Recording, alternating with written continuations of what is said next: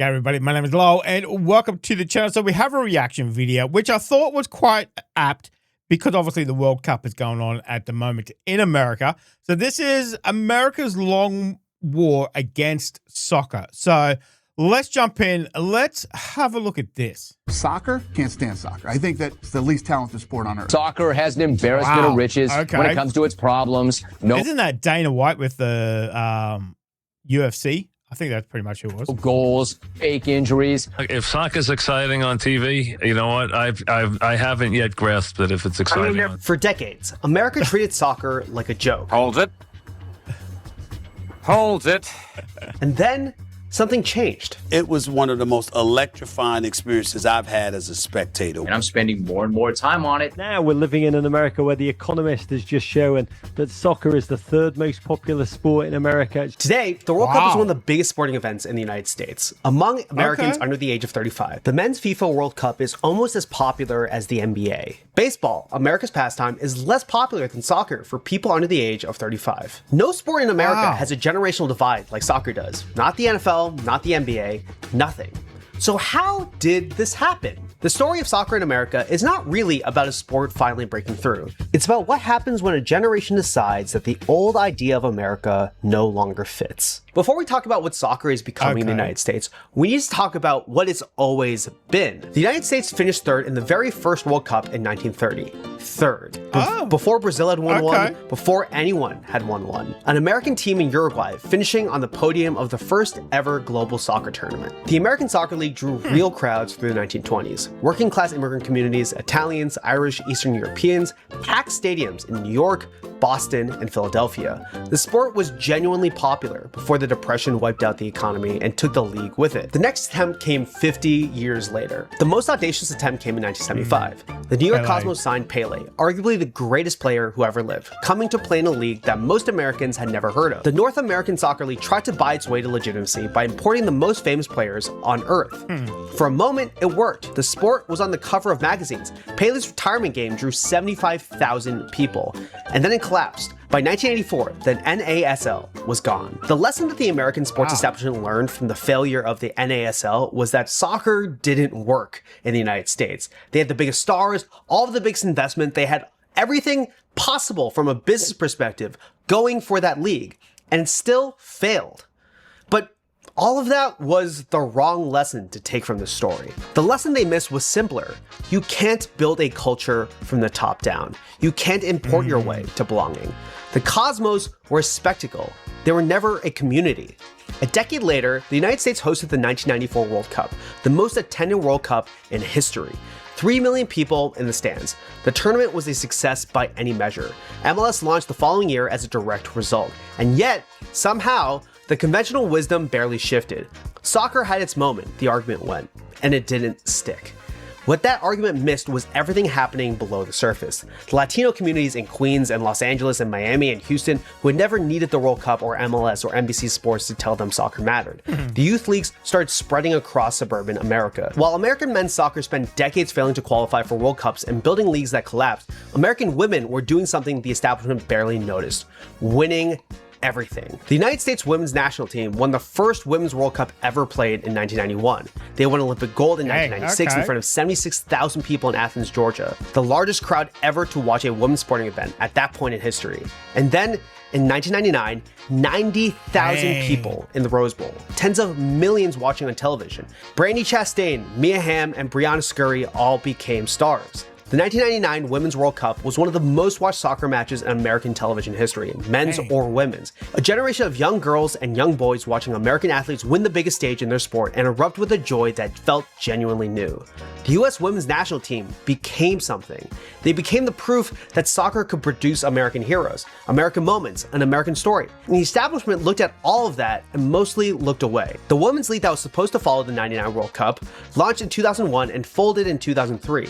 The players who had just delivered the most watched soccer moment in American history had no professional league to play in. The 99 team didn't just win the World Cup, but seeded an entire generation of soccer fans. The 99 team won a World Cup, but it also created an entire generation of soccer fans.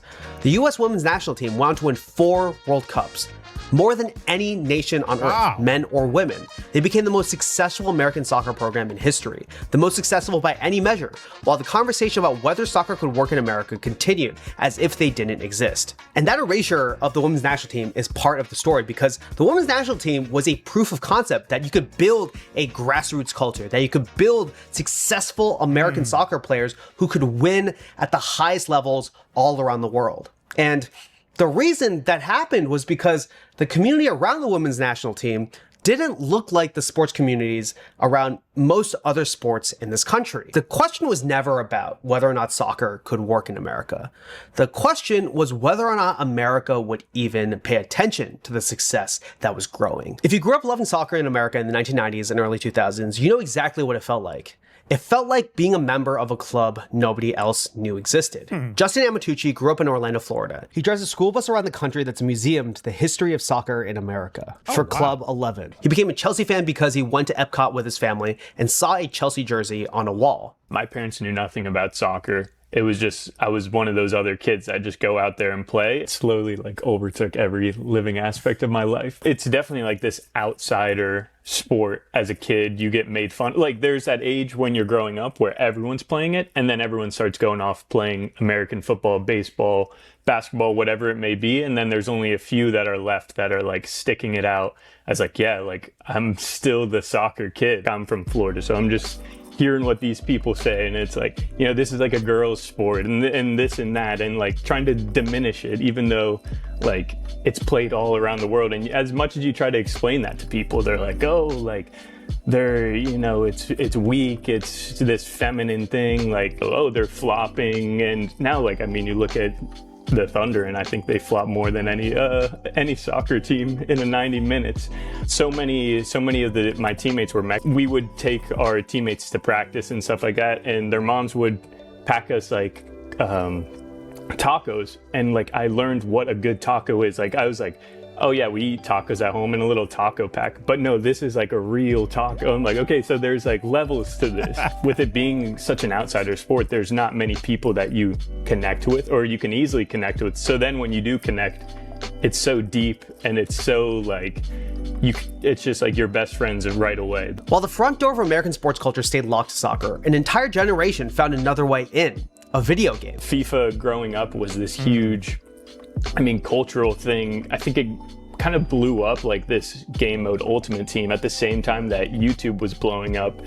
And there was these YouTubers that I would watch every day going home from school. We would all get on the school bus and all crowd around a phone watching pack openings and learn. And you now gain this obscure knowledge of all these different players just because you're playing this online game. And while all these people were calling soccer un-American for years and years and years, this was how soccer culture was actually growing and building in the United States. And then in 2012, NBC paid approximately $250 million for the American rights to the English Premier League. At the time, a lot of people in the sports media industry thought it was a questionable bet, but they weren't paying attention to what was already happening. The NBC deal gave an existing soccer culture somewhere to go. For the first time, every Premier League game was available on American television.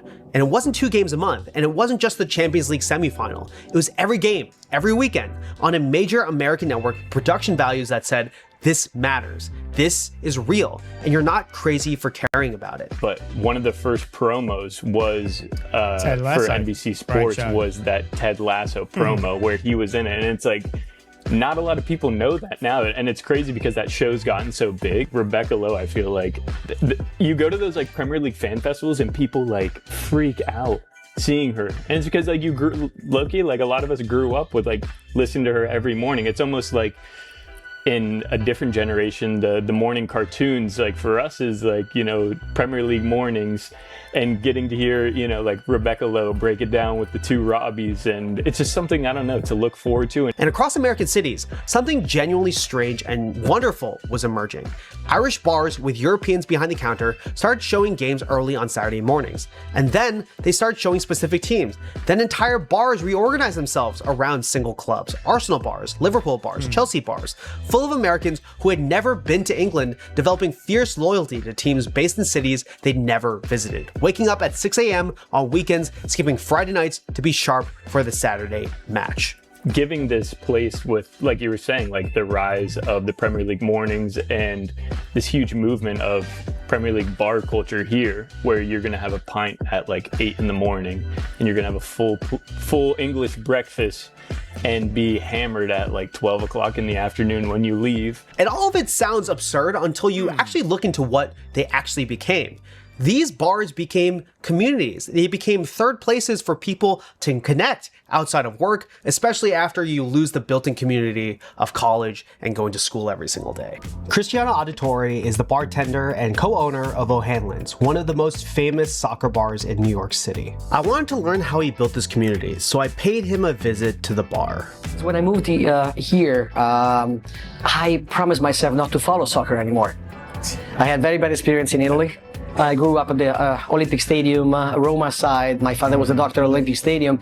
At the beginning, when I was a kid, it was a lot of fun. I didn't really understand much about what they were chanting and saying. Then when I realized it was a very homophobic and racist culture, I kind of disenfranchised myself to the sport itself, even if I loved it and adore it. But the culture was very toxic. Right? Yeah. Violence, and I didn't like it. He started working at O'Hanlon's. A colleague named Devin started putting Arsenal games on the TV because a couple of friends asked him to. 5 people showed up, and then 10, and then 20.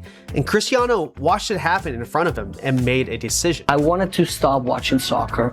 I see this grown man in front of my eyes, and then I stopped the whole thing. I was like, listen, lads, I'm gonna be allowing this to get into my heart and into the bar only if you promise me that it's gonna be inclusive, anti-racist, progressive, and it wasn't easy. If you include people, you make more money. Shocker. Wow. What Cristiano built and what was built in soccer bars all across the country was only possible because there was no existing soccer culture that they had to build on. They could create something completely from scratch. That's true, because obviously I have Scottish parents, and obviously, Scotland is known for their football and football violence and everything else, Catholic and Protestant. But if you haven't got that history there, you can, like he's saying, you can start it fresh. You can make your own traditions. You can make your own culture, have it whichever way you want. So that's good. It's amazing. Some of the things I've never heard, like the World Cups and everything, coming third in the first World Cup and everything. It's like, damn, okay. If they really concentrated, you never know what this World Cup is going to do for America and football in America too. So, okay. In Europe, they get all the issues with like the homophobia and like it's very like isolated groups and sects. Whereas like in the States, we're so happy that it's like people care about it, that it's like if you care about it, it's like come in, like we want you to be a part of this, we'll teach you whatever you need to know. And in March 2020, every bar in New York City closed. Every sports league suspended play. The pandemic is usually the story about isolation, but it also created this massive opportunity to start creating something new. And that's what happened with soccer. And it's what happened at O'Hanlon's. And then people, as soon as it was over, like, that. I'm out of here. I want to get sick now. Yeah. Humans need connection, sweat, the smell.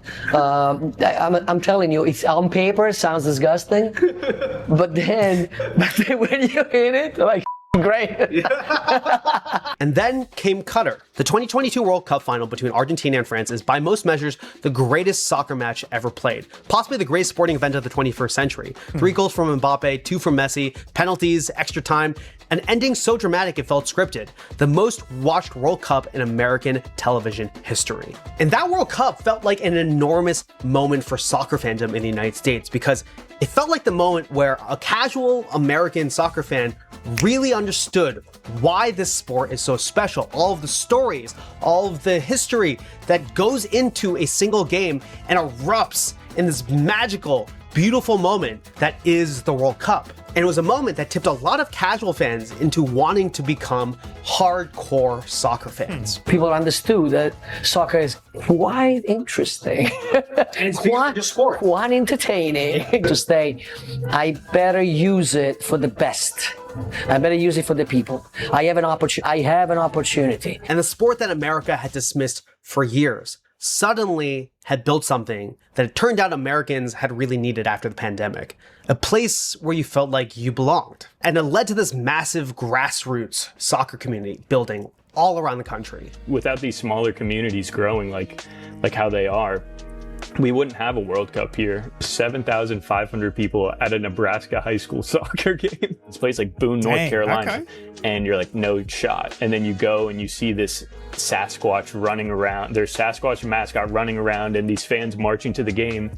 And yeah, it's not it is in Europe. Like, there's not as many people. And, you know, we have our own chance. We do these weird American things, but I think that's what sets it apart, and that's what it makes it ours and makes people proud of it, because if not, then you would just go turn on the Premier League and watch that, you know. Go there and it's like you're in a different world. Like, you can't believe like this is happening in America. And part of what makes this possible is what's made soccer popular all around the world. Being an outsider isn't like, it's like what we cherish about it compared to these monoliths of teams like a Liverpool, Barcelona. Their history has been made 50, 100 years ago, where that's what they're playing off of. Whereas now, like, I mean, we have clubs that are 2 years old, we have clubs that are 5 years old, and they're very much in these stages of they're ready to be shaped. They're ready for their history to start, and I think that's a huge motivation to a lot of people, is seeing like, I can have a say in what happens. The 2026 FIFA World Cup is coming to the United States and Canada and Mexico, and it's the biggest tournament ever. It's 48 teams across 3 continents, and it's coming to a country that for years has claimed to not care about the sport. For the people who have built American soccer as a community over the last 5 years, the bar owners like Cristiano, the people who are spreading their passion love for their game like Justin, this should feel like a massive moment of vindication. It should be a moment that soccer fully arrives as culturally accepted and beloved in this country. But it's not quite that. The cheapest tickets to group stage World Cup matches are running into the hundreds of dollars, up to millions of dollars. Get to MetLife Stadium in New Jersey from Manhattan, a journey that was supposed to be covered by a transportation agreement FIFA negotiated, will cost fans $150 each way by train. They had an agreement to have free transportation to the games, and then last minute you change the cards on the table and you tell me they $150 to go to the game. Go. $150 for a train? How far is that? How much distance is that? I don't know. That seems very, very bloody expensive. And then last minute you change the cards on the table and you tell me they $150 to go to the game. Go yourself. And then there's the politics. The United States government has spent the months leading up to the World Cup creating conditions that make international fans feel unwelcome. There's a lot of visa processing delays, and there's uncertainty for fans from certain countries about whether or not they're going to be allowed to enter. The Iranian national team was dealing with complications that had nothing to do with soccer and everything to do with geopolitics that FIFA accepted when it awarded the tournament to this particular political moment. Put the politics aside, the best part of our country is like the people that are. I think it's this amazing opportunity for people to, you know, expand their worldview, and for people to learn more about, you know, all these other countries. In America, we're a place that's very don't know that. It seems like we get a bad rap for not knowing much about geography, and like I feel like this is a great opportunity for a lot of people to learn a little bit.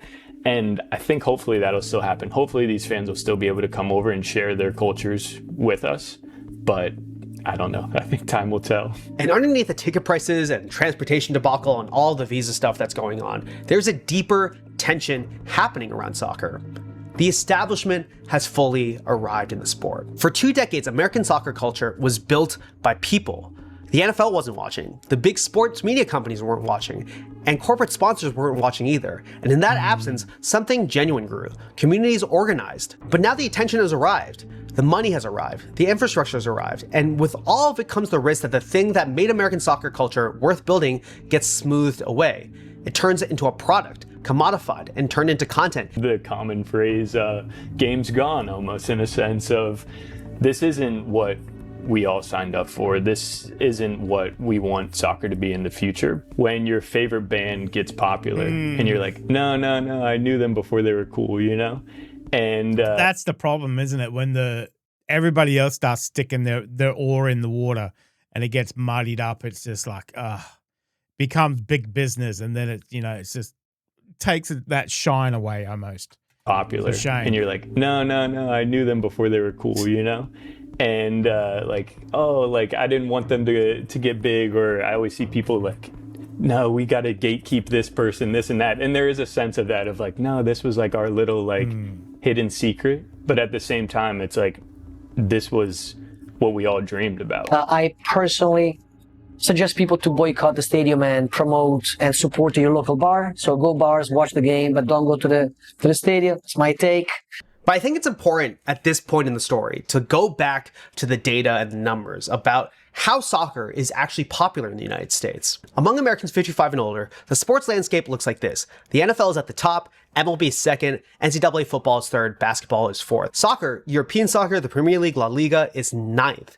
9% of people watching it. 1 in 11 Americans over 55 have any meaningful interest in it. Among Americans 18 to 34, the landscape looks like this. Wow, that is completely different. Over 55, and it's 9%. But I guess it's, you know, they grow up with so many other sports as well, and obviously the big ones, basketball and baseball and football.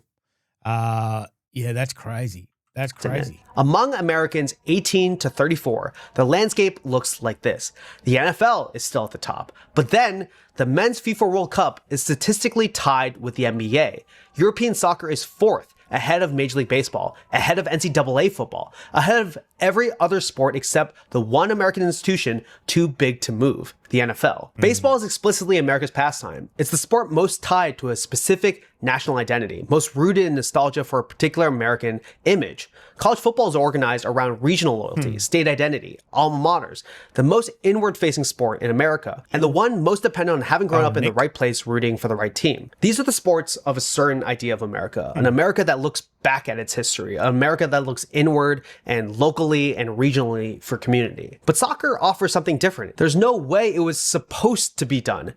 A sport where the entry point might be a video game, or a Mexican teammate's mother's cooking, or a bar in Manhattan run by an Italian man who fell in love with a sport he was trying to escape. Soccer, because is inherent international spirit, allows that.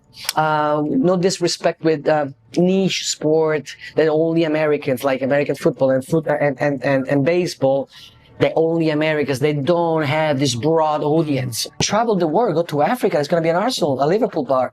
You can go to Beijing, and it's going to be an Arsenal, Liverpool, United. Or just a soccer bar, and you talk to people, you show up with the jersey. If you're like, oh, you Arsenal, you Liverpool, and then you start, you have something in common right away. And while soccer in America is about community and belonging and outsiders finding a place where they feel accepted, it's also increasingly become about status and wealth as well. The biggest cultural flex of this generation isn't a car or a zip code. It's this vague, borderless living, the ability to move through the world without friction, and to have a favorite restaurant in 3 cities you visit regularly, to wear a kit from a lower division French club because you actually went to the game, to exist in some fundamental sense as a global citizen rather than a person from a specific American place. But for a generation where the ultimate flex is to be globally, culturally fluent, being a soccer fan feels like the ultimate flex. It's global in a way that no American sports league is yet. And if you want to learn more about the American sports league effort to become global, I did a video on that a few months back. You can check it out in the video description. Think about what the sports you love say about the kind of world you want to live in. Baseball and college football are sports of inheritance. You love them because your father loved them, because your town loved them, because loving them connects you to a specific place and a specific idea of America. Soccer in America is the opposite. The generation that chose... It's funny because that's how football is for us. You know, you follow that team because your dad went for it, you know, or you're from that town. You know, that's exactly the opposite for us. It's funny how that works. Very, very funny. Place and a specific idea of America. Soccer in America is the opposite. The generation that chose soccer didn't make a conscious decision about values. They just fell into something that fit. But what a generation falls into, what it loves before it knows why, tells you something real about who that generation is and what kind of world it's trying to build. But in bars across America, in the Northeast and the West Coast and in the Midwest, people are showing up to games at 7 a.m. to watch them with the communities that they've built over the course of the last few years. And the communities built around soccer were built because people needed it. The question now isn't whether or not soccer can work in America, because that question is long answered. The communities are here and they're here to stay. The question is whether we understand what we've built and whether or not we're going to protect them. Let me know what you think in the comments. Thank you so much for watching. Make sure to like, comment, and subscribe, and I'll see you in the next one. That's a very interesting video. A lot of information in that about, you know, soccer in America. Some of that stuff I'd never heard of, obviously, the World Cups and it's nice to see it catching on, nice to see him getting that community, but they have that advantage where there is not that history of you go for a certain club because that's what you've been told. You know, it might be religious, it might be the town you're in, it's because family goes for it. But they don't have that. They don't have that, you know, that kind of stuffy rules around the sport where you only go for this club or you only go for that club. You know, you can't like that club. Whereas in America, they're free to kind of, you know, there's no rules. You know, there's no rules about it. There's no history there, which I find very free as well too. So, you know, growing up, we're always told, this is the club you support. Don't worry about the other one. You can't even wear that color. But I'm a huge soccer football fan. Have been my whole life. You know, growing up I'm born in Scotland. I grew up with British parents, obviously here in Australia. Always had soccer posters on my wall since I can't remember. You know, so always soccer heroes. And again, I was told what team to support. That's the team you support. You know, so I have branched out and I have followed Manchester United since I was about 12, many moons ago. So lifelong fan of Man United. But it's very interesting video about, and I'm wondering, you know, as I said before, you know, how is this World Cup that's in America now, how is that going to kickstart the communities? How is that going to, you know, grow that soccer presence in America?